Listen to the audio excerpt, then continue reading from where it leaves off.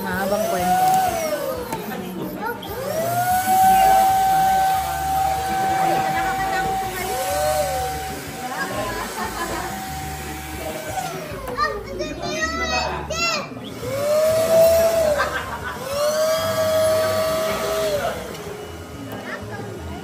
Sa lahat ng mga post ko sa YouTube, ang pinakamalaking views talaga about balloons.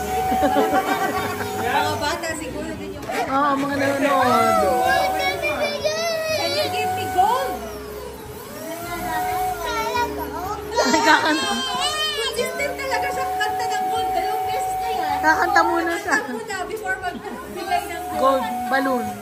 Ay, yung ano, green color, where are you? Gold balloon, anak. Yeah, gold balloon. Ayaw mo na makanta. Gold Wala pa balloon. eh.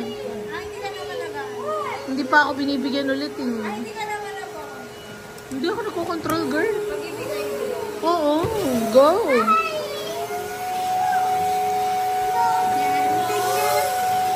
Where are you?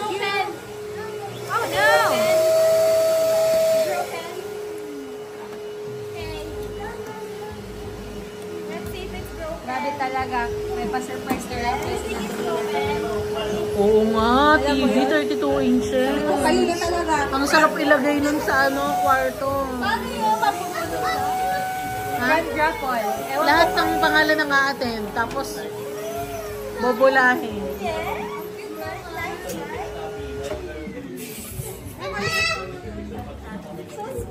Ang galing ni Rochelle dun sa pangbombang mano-mano eh. Isa man yung malita ba? Anak, bitin na sa'yo yung favorite mong yan, no? Iyak na lang si Ate Karen kasi mabilis na lumaki si Z. Hindi na siya Ayun, baby. alam mo, ang dami kong ano, damit na for donation dun sa ano, Once Upon a Child. Ano, dalawang paper bag. Binibigyan ba kayo? Hindi pa ako nakatry, pero ang sabi nila, pwede akong mamili ng worth nung binigay ko doon.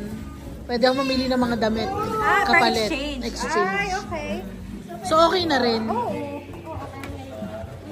Damit lang puros doon. Ha? Damit